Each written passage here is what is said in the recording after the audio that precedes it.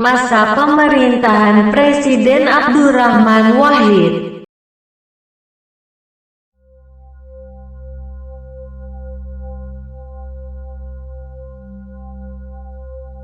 Abdurrahman Wahid yang lebih dikenal dengan panggilan Gus Dur terpilih menjadi Presiden Republik Indonesia keempat pada tanggal 20 Oktober tahun 1999.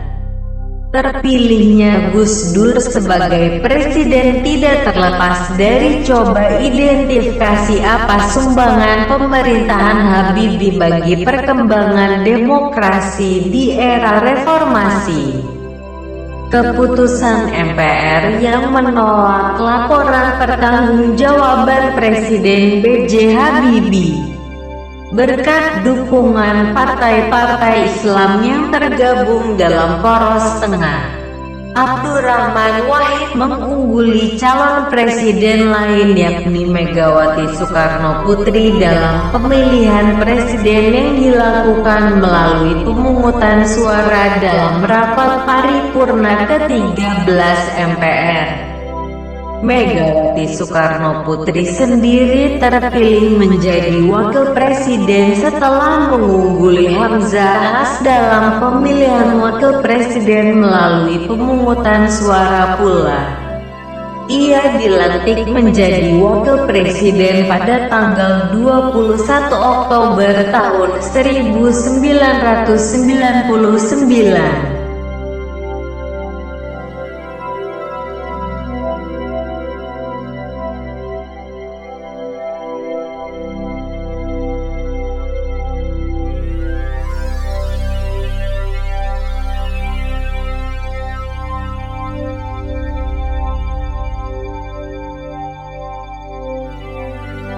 Perjalanan pemerintahan Presiden Abdurrahman Wahid dalam melanjutkan cita-cita reformasi diawali dengan membentuk Kabinet Persatuan Nasional. Kabinet ini adalah kabinet koalisi dari partai-partai politik yang sebelumnya mengusung Abdurrahman Wahid menjadi presiden yakni PKB, Golkar, PPP, PAN, PK dan PDIP. Di awal pemerintahannya, Presiden Abdurrahman Wahid membubarkan dua departemen yakni Departemen Penerangan dan Departemen Sosial dengan alasan perampingan struktur pemerintahan. Selain itu, pemerintah berpandangan bahwa aktivitas yang dilakukan oleh kedua departemen tersebut dapat ditangani oleh masyarakat sendiri. Dari sudut pandang politik, pembubaran Departemen Penerangan merupakan salah satu upaya untuk melanjutkan reformasi di bidang sosial dan politik mengingat departemen ini merupakan salah satu alat pemerintahan Orde Baru dalam mengendalikan media massa, terutama media massa yang mengkritisi kebijakan pemerintah. Pembubaran Departemen Penerangan dan Sosial diiringi dengan pembentukan Departemen Eksplorasi Laut melalui keputusan Presiden nomor 355M tahun 1999 tanggal 26 Oktober tahun 1999. Sedangkan penjelasan mengenai tugas dan fungsi termasuk susunan organisasi dan tata kerja departemen ini tertuang dalam Keputusan Presiden nomor 136 tahun 1999 tanggal 10 November tahun 1999. Nama departemen ini berubah menjadi Departemen Kelautan dan Perikanan (DKP) berdasarkan keputusan Presiden nomor 165 tahun 2000 tanggal 23 November tahun 2000. Pembentukan departemen ini memiliki nilai strategis mengingat hingga masa pemerintahan Presiden Habibie, sektor kelautan Indonesia yang menyimpan kekayaan sumber daya alam besar justru belum mendapat perhatian serius dari pemerintah sebelumnya. Selain eksplorasi dan eksploitasi sumber daya kelautan, berbagai kegiatan ekonomi yang terkait langsung dengan laut meliputi pariwisata, pengangkutan laut, pabrik dan perawatan kapal, dan pengembangan budidaya laut melalui pemanfaatan bioteknologi. Reformasi bidang hukum dan pemerintahan pada masa pemerintahan Abdurrahman Wahid, MPR melakukan amandemen terhadap UUD 1945 pada tanggal 18 Agustus tahun 2000. Amandemen tersebut berkaitan dengan susunan pemerintahan Negara Kesatuan Republik Indonesia yang terdiri atas pemerintahan pusat, provinsi, kabupaten, dan kota. Amandemen ini sekaligus mengubah pelaksanaan proses pemilihan umum berikutnya, yakni pemilik hak suara dapat memilih langsung wakil-wakil mereka di tiap tingkat Dewan Perwakilan tersebut. Selain amandemen tersebut, upaya reformasi di bidang hukum dan pemerintahan juga menyentuh institusi Angkatan Bersenjata Republik Indonesia (ABRI) yang terdiri atas unsur TNI dan Polri. Institusi ini kerap dimanfaatkan oleh pemerintah Orde Baru untuk melanggengkan kekuasaan, terutama dalam melakukan tindakan represif terhadap gerakan demokrasi. Pemisahan TNI dan Polri juga merupakan upaya untuk mengembalikan fungsi masing-masing unsur tersebut. TNI dapat memfokuskan diri dalam menjaga kedaulatan wilayah Republik Indonesia dari ancaman kekuatan asing, sementara Polri dapat lebih berkonsentrasi dalam menjaga keamanan dan ketertiban. Masalah lain yang menjadi pekerjaan rumah pemerintahan Presiden Abdurrahman Wahid adalah upaya untuk menyelesaikan berbagai kasus KKN yang dilakukan pada masa pemerintahan Orde Baru. Berbagai kasus KKN tersebut kembali dibuka pada tanggal 6 Desember tahun 1999 dan terfokus pada apa yang telah dilakukan oleh mantan Presiden Soeharto dan keluarganya.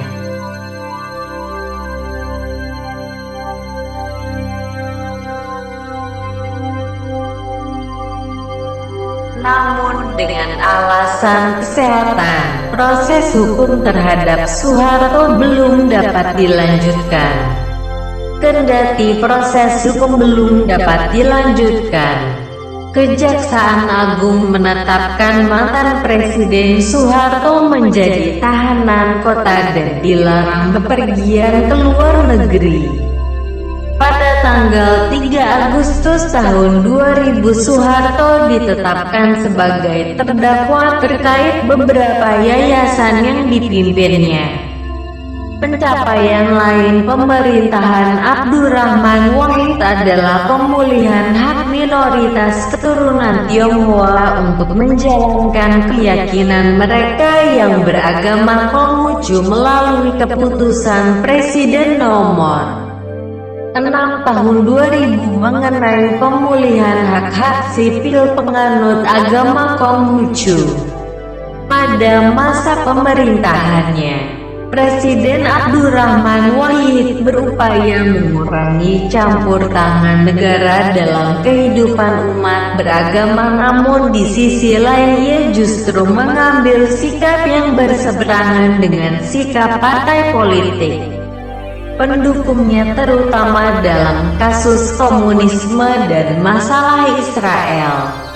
Sikap Presiden Abdurrahman Wahid yang cenderung mendukung pluralisme dalam masyarakat termasuk dalam kehidupan beragama dan hak-hak kelompok minoritas merupakan salah satu titik awal munculnya berbagai aksi penolakan terhadap kebijakan dan gagasan-gagasannya.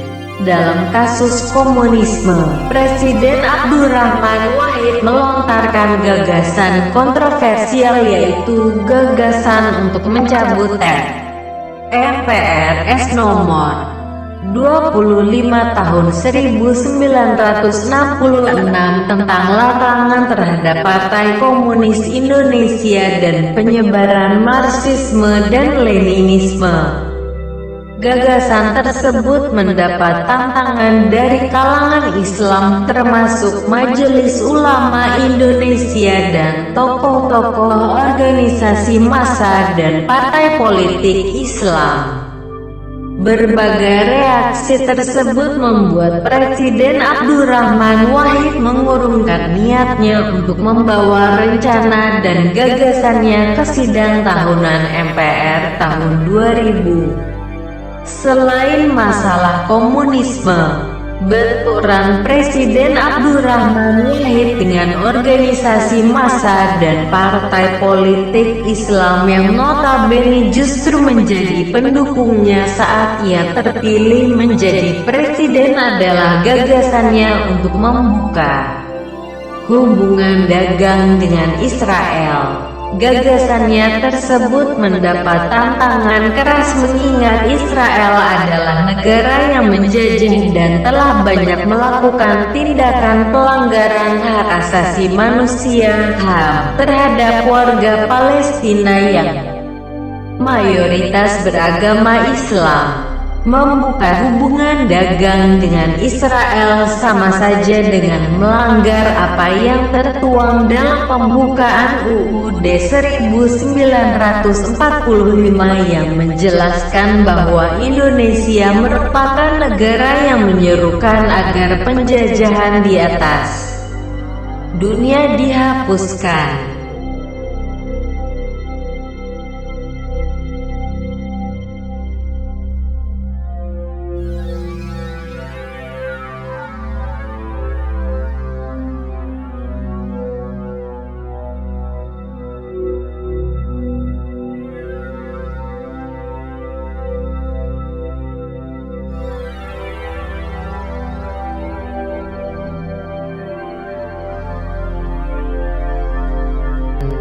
Kejatuhan pemerintahan Presiden Abdurrahman Wahid tidak terlepas dari akumulasi berbagai gagasan dan keputusannya yang kontroversial dan mendapat tantangan keras dari berbagai organisasi massa dan partai politik Islam yang semula mendukungnya kecuali NU dan PKB.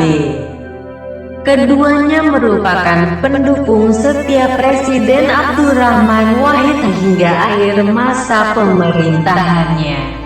Selain gagasannya yang kontroversial mengenai pencabutan MPRS, mengenai pelarangan komunisme dan gagasan pembukaan hubungan dagang dengan Israel.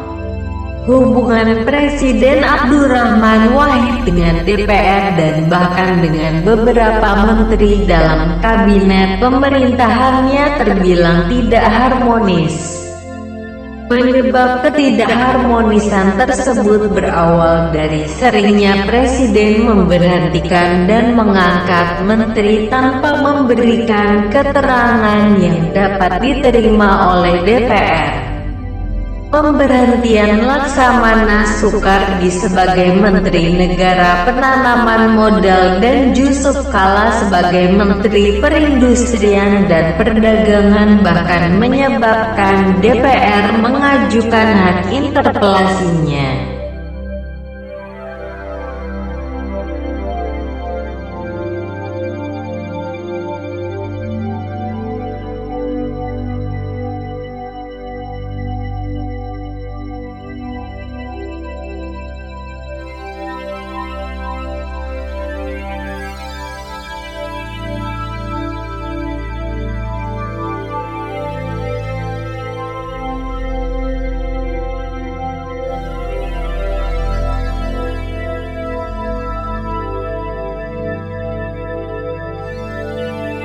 kepercayaan masyarakat terhadap Presiden Abdurrahman Wahid dan jajaran pemerintahannya semakin menipis seiring dengan adanya dugaan bahwa Presiden terlibat dalam pencairan dan penggunaan dana yayasan Dana Kesejahteraan Karyawan Yanatra Bulog sebesar 35 miliar rupiah dan dana bantuan Sultan Brunei Darussalam sebesar 2 juta dolar AS. DPR akhirnya membentuk panitia khusus pansus untuk melakukan penyelidikan keterlibatan Presiden Abdurrahman Wahid dalam kasus tersebut.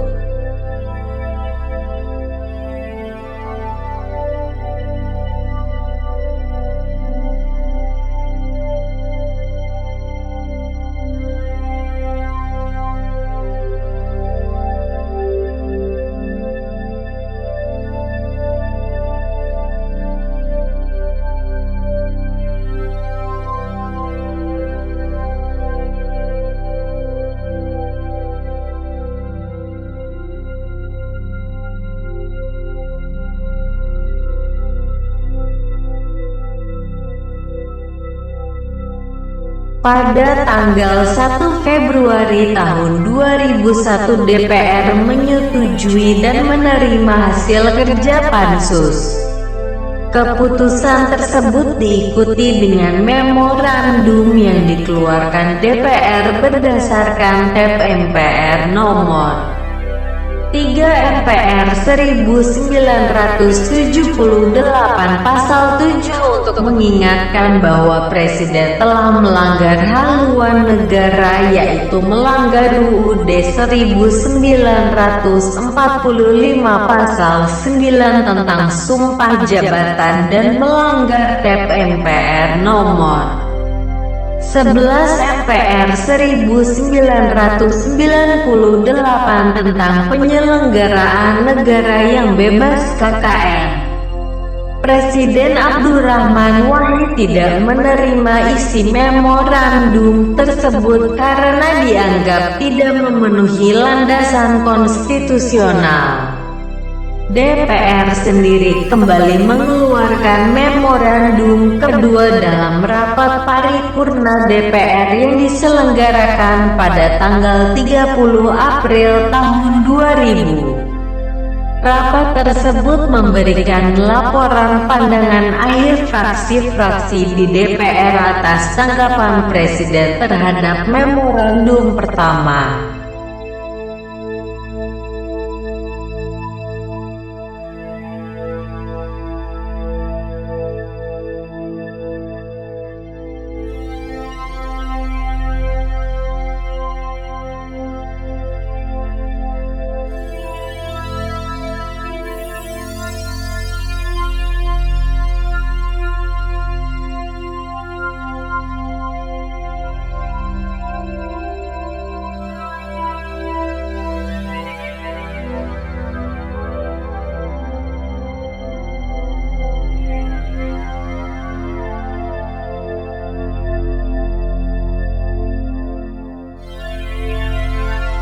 Hubungan antara Presiden dan DPR semakin memanas seiring dengan ancaman Presiden terhadap DPR. Jika DPR melanjutkan niat mereka untuk menggelar sidang istimewa MPR, maka Presiden akan mengumumkan keadaan darurat, mempercepat penyelenggaraan pemilu yang bermakna pula akan terjadi pergantian anggota DPR, dan memerintahkan TNI dan Polri untuk mengambil tindakan hukum terhadap sejumlah orang tertentu yang dianggap menjadi tokoh yang aktif menyudutkan pemerintah. Situasi ini juga meningkatkan ketegangan para pendukung Presiden dan pendukung sikap DPR di tingkat akar rumput.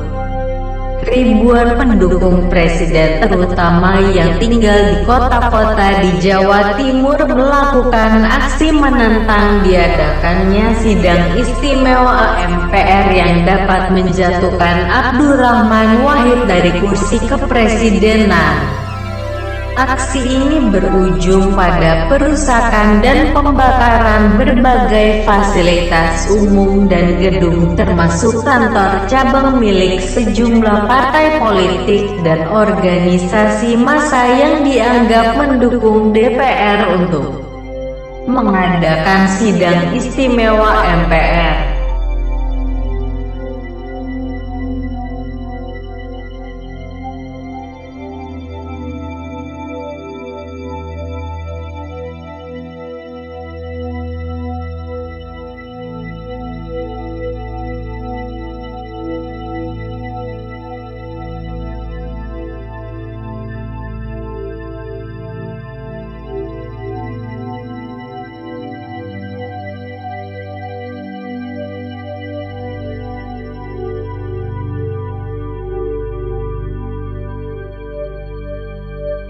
Dua hari menjelang pelaksanaan sidang paripurna DPR, Kejaksaan Agung mengumumkan bahwa hasil penyelidikan kasus skandal keuangan Yayasan Yanatra Bulog dan sumbangan Sultan Brunei yang diduga melibatkan Presiden Abdurrahman Wahid tidak terbukti.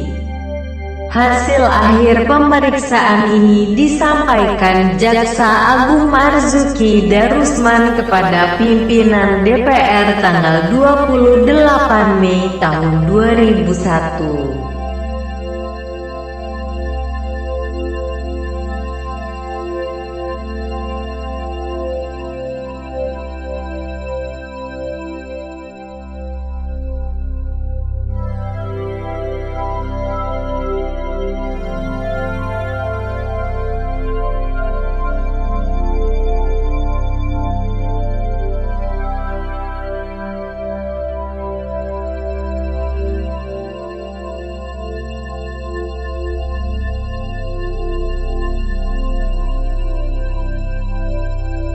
Ketegangan antara pendukung presiden dan pendukung diselenggarakannya sidang istimewa MPR tidak menyurutkan niat DPR untuk menyelenggarakan sidang istimewa MPR. Presiden sendiri menganggap bahwa landasan hukum memorandum kedua belum jelas. DPR akhirnya menyelenggarakan rapat paripurna untuk meminta MPR mengadakan sidang istimewa MPR. Pada tanggal 21 Juli tahun 2001 MPR menyelenggarakan sidang istimewa yang dipimpin oleh Ketua MPR Amin Rais. Di sisi lain, Presiden Abdurrahman Wahid menegaskan bahwa ia tidak akan mundur dari jabatan presiden dan sebaliknya menganggap bahwa sidang istimewa tersebut melanggar tata tertib MPR sehingga tidak sah dan ilegal.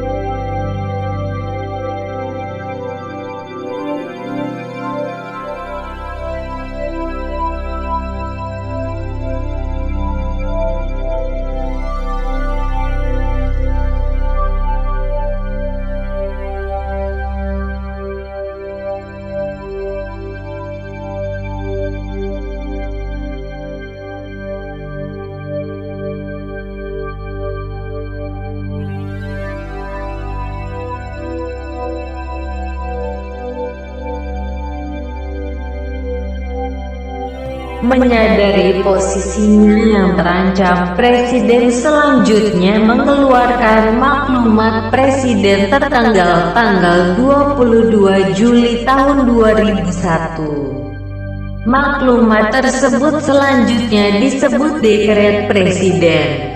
Secara umum, dekret tersebut berisi tentang pembekuan MPR dan DPR RI. mengembalikan kedaulatan ke tangan rakyat dan mempersiapkan pemilu dalam waktu 1 tahun dan menyelamatkan gerakan reformasi dari hambatan unsur-unsur Orde Baru sekaligus membekukan Partai Golkar sambil menunggu keputusan Mahkamah Agung. Namun isi dekret tersebut tidak dapat dijalankan terutama karena TNI dan Polri yang diperintahkan untuk mengamankan langkah-langkah penyelamatan tidak melaksanakan tugasnya. Seperti yang dijelaskan oleh Panglima TNI Widodo AS sejak Januari tahun 2001, baik TNI maupun Polri konsisten untuk tidak melibatkan diri dalam politik praktis.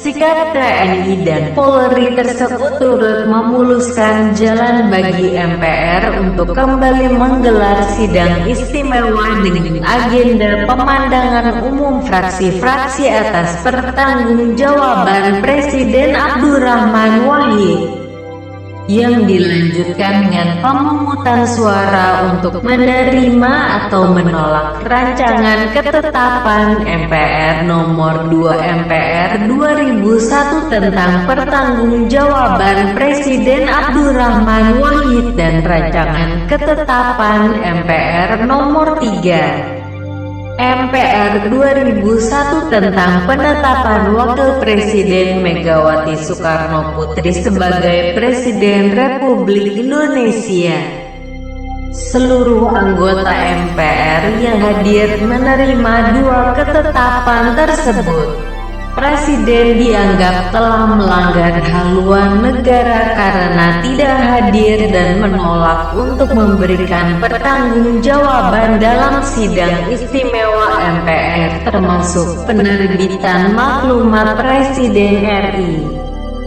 Dengan demikian MPR memberhentikan Abdurrahman Wahid sebagai Presiden dan mengangkat Wakil Presiden Megawati Soekarno Putri sebagai Presiden kelima Republik Indonesia pada tanggal 23 Juli tahun 2001.